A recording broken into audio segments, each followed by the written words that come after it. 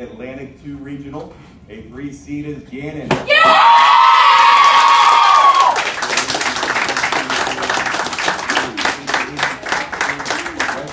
In that tournament final, the first we had Seton Hill 23-15.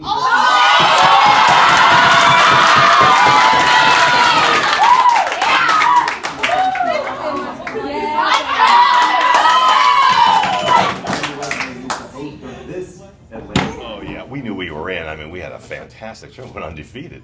You know, the fact that the team that was rated #1 is the team that we beat twice and handled twice, it irritates me. And there's no doubt about that. I mean, when you tell your team to work hard and you have them play such good, fundamental, sound softball and beat a team that everybody thought was so good, and you beat them convincingly twice, and they get seated above you, yeah, that's an irritant. We'll have a chip on our shoulder.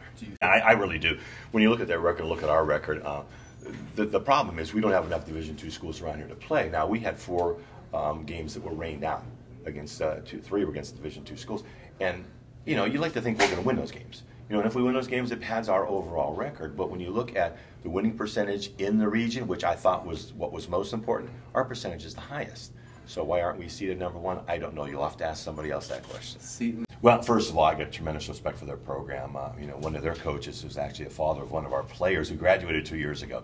So we have a kind of a love-hate relationship, you know, with them. But it all in jest. But we've handled them pretty well. But they've always been close games, and anything can happen. They're a very good offensive team.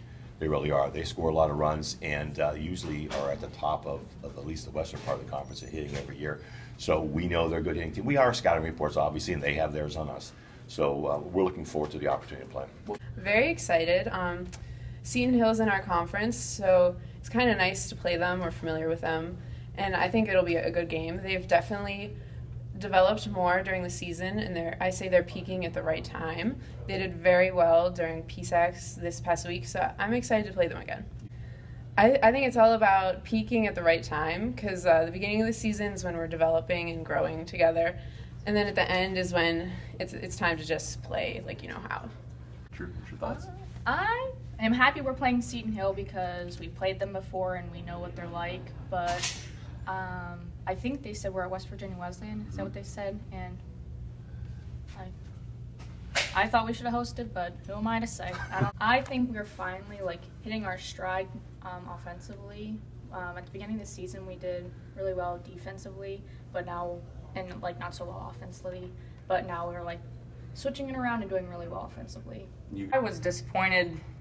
I think everyone else was, even though we all acted excited. I was definitely disappointed. Well, even earlier when I heard we weren't #1, given we beat Westchester twice. I don't know. That's disappointing. Then not hosting on top of that. But I'm happy to play Seton Hill again. Why? Just because we're familiar. We know what they're about.